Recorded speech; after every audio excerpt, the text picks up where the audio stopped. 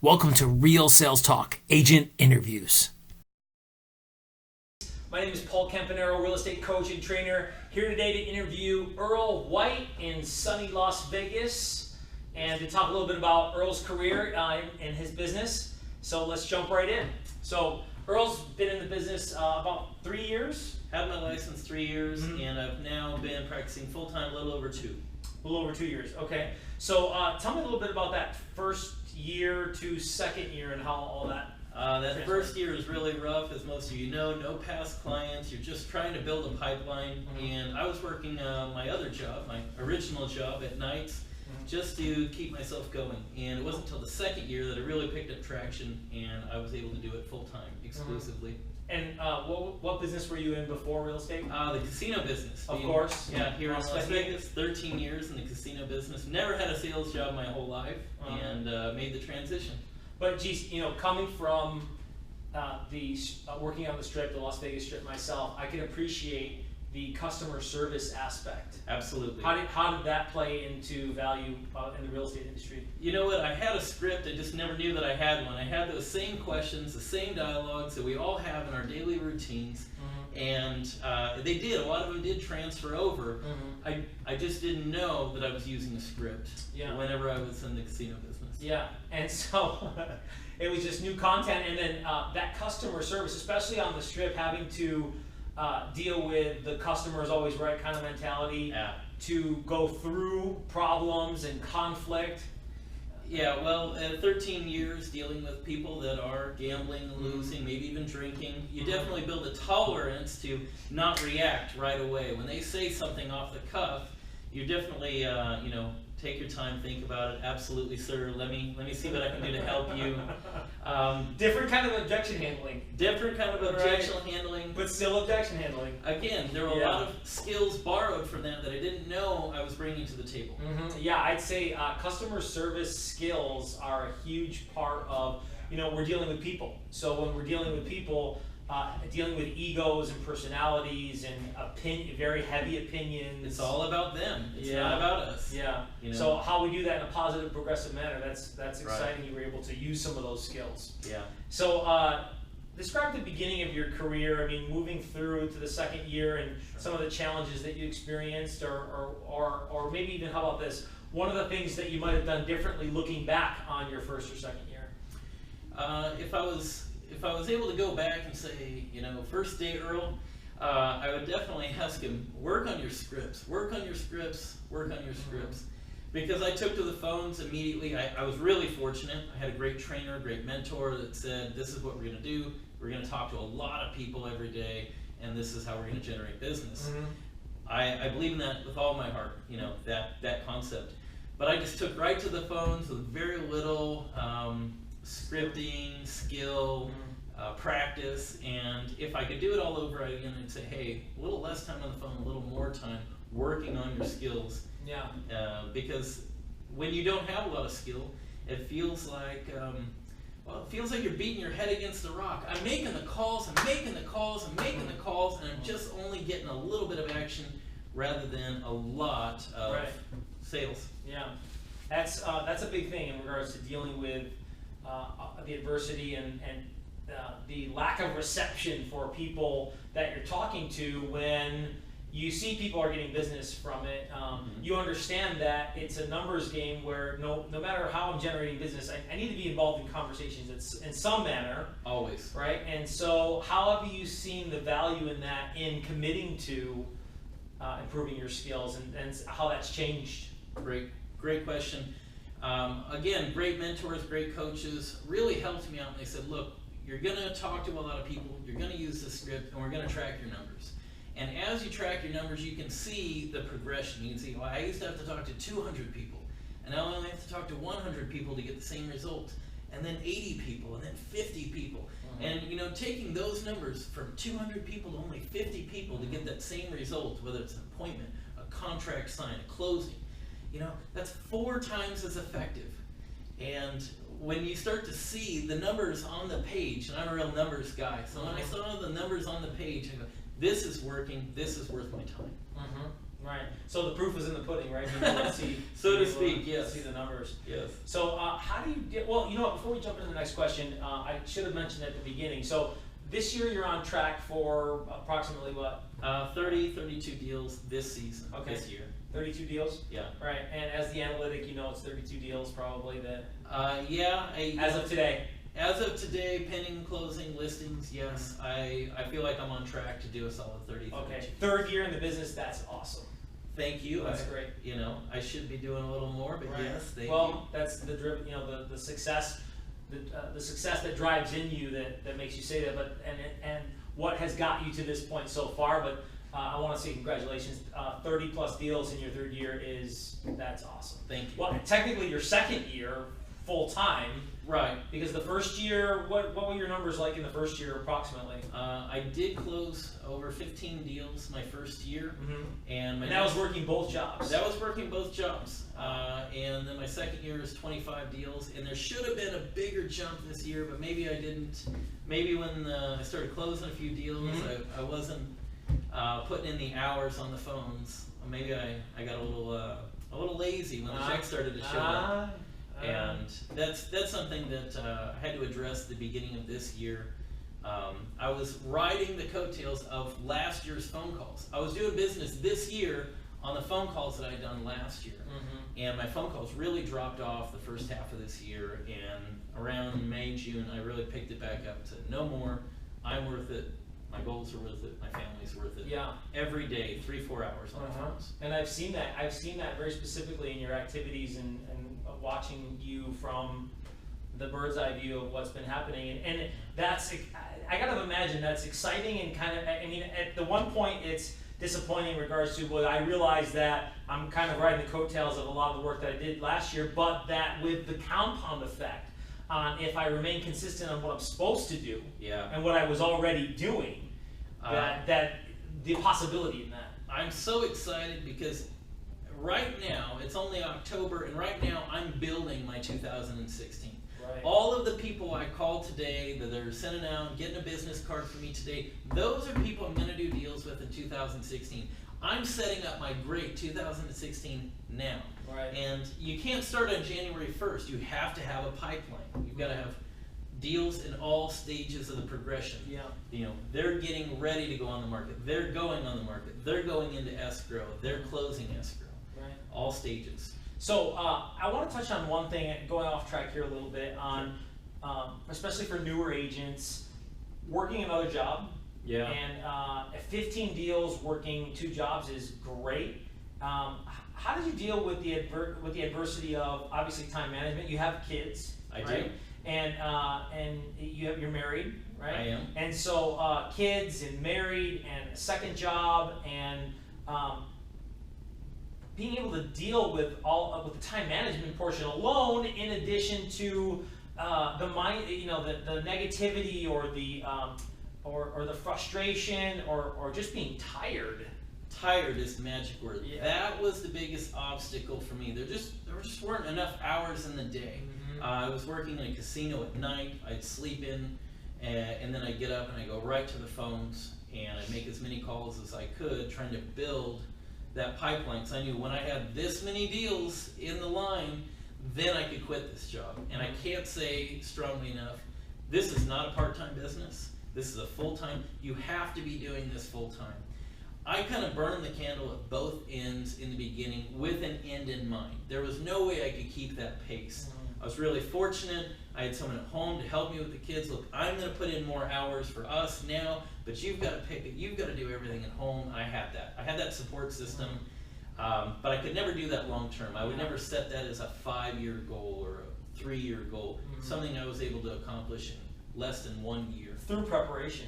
I mean, you were prepared not only with the support and what was happening around you, but with your mindset, being prepared mindset-wise. You know, to deal with all that. When they told me, when I had my very first training class, and they told me, you know, if you call this many people, you'll get this many appointments, and this many listings, and this many closings. The numbers, they spoke to me. You know, everybody. As an analytic. Everybody's got a language that they speak, and mine was numbers. If you can call 100 people a day, which I don't call 100 people a day, but I started going, how do I call this many people? I want to make this much money. How do I do it? And in the beginning, I thought it was just how many people I called. And after that first year and a half, I started to realize it's how well I called them. Quality over quantity. Yes. Right. And, a little of both, but you can't have only one. It doesn't matter which one it is, only one doesn't work. Yeah, definitely. So as far as prospecting goals now, and then maybe where you want to be, what does that look like? I'm calling 35 people a day. 35 contacts. 35 contacts. And so somebody says hello, and it's not a business or a wrong number. If they say, hi, welcome to the Home Depot, not a contact. If I don't speak the same language as them, it's not their fault that I don't speak the language. That's not a contact. So as long as they say hello and they're answering a question, then that's a contact. Right. And just for the record, Earl does not use an auto dialer, and that's I'm trying to wean him off that to come to the dark side. But tell me a little bit about that. I mean, 35 contacts a day without an auto dialer is a big deal. Yes. 35 contacts a day is going to take me at least 3 hours every day. I'm averaging somewhere 12, 14 contacts an hour. And you're right, I don't use an auto dialer. And this is, we all have that thing where here's the new technology and we shy away from it. And I've just been doing it this way for so long that I've really resisted. And I'm costing myself time, deals, and money. I know that. I'm going to have to make that progression. But you're having success, so let's not minimize for those who think that you have to have an auto dialer. Right. I mean, and I did the same thing. I didn't use Mojo for the first couple of years in the business. I mean, I just didn't do it. Yeah. So you can have success if you're consistent and you have quantity with the action, the amount of action that you're taking, and then obviously with the quality on what you're saying and how much better you're saying it to lower the contacts to an appointment. That's the name of the game. How many contacts can I make, and how good can I get at turning those contacts into appointments? Right. So what seems to be your biggest obstacle right now to achieving goals? Prospecting goals or numbers goals? What are your biggest? Sure. In a more long term, if we were to look back a couple of years, my biggest obstacle has been continuing motivation. My motivation is strong for 3-4 months, and then the money shows up and I dip off a little bit, and then it's strong and it shows up again. And I really want to have a strong. I've been doing it 4 months now, very, very consistently since the last drop off, and I want to keep pushing all the way through the next year, so that I can see what a whole year actually does. Setting up that 2016, then consistently going all the way through 2016. I want to see how much money I can make when I'm doing it consistently, and I'm not dropping off and taking off a week here or two there. Yeah, that's a big part of your success. Focusing on that consistency. Consistency. Yeah, consistency. That's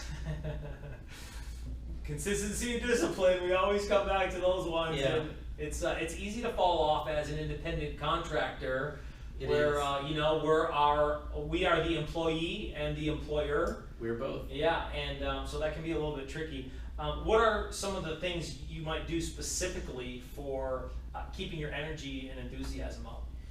One of the things that I've adopted is every day on the drive to work, as I get in the car, I set up a YouTube video that's a positive message. Earl Nightingale, Napoleon Hill, Les Brown, something like this. I really enjoy these guys. And it's about a 20-minute drive for me, and so I get this positive message playing to me as I'm driving to work. And the mindset when I show up is so much different than whenever I left the house. And just because that positive message, you can do it, keep going, you can make whatever you put in, that's what you're going to get out.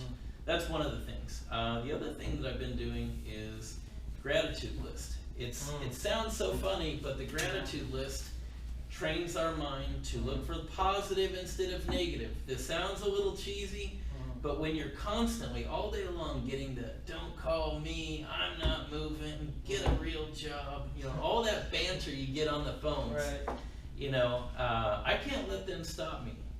Just because they don't need my help doesn't mean somebody else doesn't need my help. Right. That's great. That's awesome. and we talked a little bit about that on the New Aging Training Series on things for mindset, and that was one specific thing on a gratitude list for keeping myself in, because it is tough, you know. It is tough. And just because someone isn't interested in what I'm saying doesn't devalue what I'm doing, because I'm sincerely trying to help people. And when I find the people that are interested in what I'm talking about, then they are so grateful and so happy, and I can provide a service that truly does change their life. Because it's a new chapter. I mean, we're not selling vacuum cleaners or collecting debt. I mean, this is a big deal for people. It's one of the most stressful portions of life whenever you're moving, you're selling, or buying a new house, and it's one of the biggest financial transactions that they'll ever do. Yeah. And we don't convince people to buy or sell houses. Right. We convince them to use us because we're going to help them. We're going to help them make this as easy as possible and receive the most money possible for the sale of the home. That's great. So how about biggest improvements you might have made over the last couple months? Or maybe even looking back on the last few years, what have been the biggest improvements or adjustments I've made to better my career? One of the biggest improvements is committing every day to learning the script, so that when I go into battle, I've got the tools necessary. When they say something to me, I don't do the but I've got a response for pretty much every objection. That would be number one. Number two, committing to being consistent, making this many phone calls, whether it takes 2 hours or 4 hours, this many phone calls every day. So working on scripts and consistency. So how, just on those, just real quick, because you and I've had this conversation before on improving skills and conversations based around skill building. What are some of the things that you focus on in regards to, well, okay, here's the script book, right? And there's good things, and there's a great foundation for a conversation. But I mean, what else are there things that you focus on in regards to certain scenarios or certain exercises or certain things to make you a better communicator? Well, I'm constantly working on tone, tone, inflection whenever I want to downswing and upswing to create doubt. I'm constantly working on my tone, and I'm glad you said that, because and now I can bring it up. Sure. This guy is the king of inflection. I mean, thank you. It's comical to a point where people who don't understand what we're doing, it looks like a show almost. Absolutely. Right? Because you're so over embellishing your inflection, but at the same time, it's igniting or instigating conversation, or allowing conversation to continue. Do you find that with the way that you use inflection? Absolutely. It does seem comical to somebody standing there and watching, because where are you gonna move next? The arm wave and the chops and the serious inflection, but it's so toned down across the phone. Across the phone, they can't see my arms, they can't see my expression, they can barely hear me punch up certain words, and it does, where would you move next? I'm really interested. Where of all the places would you move next? Right. And it does inspire them to answer the questions. It does keep them hanging on just a little bit longer, because I'm sure you would agree, you only have a few seconds to catch their attention, keep them on the phone. Yeah. And without tone and inflection, there is no conversation. You can say the best thing in the world, but if it's said in a boring or just not an exciting or enthusiastic way, it really not catch any interest at all. But what you said, the studies of how much of language is actually verbal content, 7% or whatever. Very low. And so manipulating sound, especially over the phone, and it's just as important in person when you're presenting or communicating, and to do it over the phone is even that much more intentional, so that you can, I always say, we want the exchange. I want, when I say something, to be able to respond, even if you may not be interested, but at least I know that if you're exchanging with me, then I can get an honest answer at some point. Right. And usually it's no, but at least I got an honest answer. Right. There's going to be a lot more no's than there are yeses. We have to get through them, but we only have our words and our tone. This is really all we have. We have the questions. We can decide how to phrase them, and then we can decide how to deliver them. Yeah. And we're trying to communicate an emotion, and an emotion, when you ask certain questions, you're trying to communicate an emotion. I'm really interested in where you would move next. Please tell me where you would move next. That's exciting. Oh my gosh, why would you go there? If they don't feel that emotion, if they don't feel a genuine interest in their answers, they won't give them to you. And do you always feel that interested or that curious? No, you have to fake this enthusiasm quite often. Okay. And I don't mean that in a bad way. I'm not trying to trick them. I want to know the answer. Yeah. But 35 times a day, I'm going to ask the same question. Right. When do you plan on moving? Right. Being intentional about your delivery, it's effort, and it gets tiring. Mentally exhausting. Yeah. Absolutely. I never had a job where I needed so many breaks. Yeah. So how do you think, so as we wind down here, a couple of points, how do you think coaching and training has helped you? Or in what ways has it helped you? Just been invaluable. I can imagine that if I had struck out on my own, I would have fluttered around for a few months and wound up back in the casino business and not been able to build my own business. But through that, positive, reminding me constantly, I have to stay positive. There's always going to be negative. Negatives, no, before I get to that yes. The giving me the skills. Here are the scripts. These are the words. Delivering no questions that it can be answered yes or no. Holding me accountable. Are you doing what you're supposed to? Where are we failing? And analyzing that so that we fail forward, so that we don't fail and go back to whatever job we came from, but learning from that and failing forward. Yeah, I never thought about this, but what you said made me think of how it's people say that we're on we're on our own really as an independent contractor. We may work around other people. We may even be have enough benefit to prospect around other people, but it's still kind of an individual thing. It is. But with a coach, your coach kind of is your teammate. Absolutely. And being able to have that second set of eyes to coach you through in all the positive, progressive ways. But it's really a teammate. So often my coach is a cheerleader telling me you can do it, you're doing great, keep this up. Just because you didn't get one today, you're going to get it tomorrow. Other times they're bringing, the realization talk. Look, we're not making our numbers in this section because you haven't worked enough on this. This is what we need. This is going to bring more to the table. Pointing out what needs work, inspiring us to keep going even whenever it's not working as well as we had hoped. The new material, new info. Here, look at this, see what you think, try this out, use this. These are just some of the benefits of having a coach. I couldn't possibly remember them all. Yeah. So as we wind down here, then the final question would be, what would be something specific that you could give in regards to advice for a new agent or an agent struggling with business to either come up off the ground as a new agent or elevate from a spot that they might be stuck in?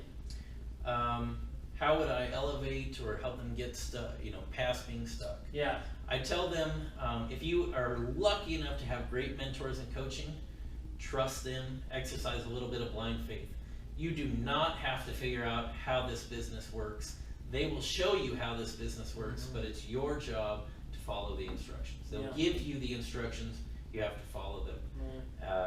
That would be my That's great. That's great. Well, I want to wrap up and say thank you so much for thanks for having coming. me. You're doing an awesome job, Earl. I appreciate it. I'm really grateful to have you in the office and to bring the energy that that lacks in most real estate offices to what's happening here in Las Vegas. And I appreciate your time again. Thank you so much for joining us.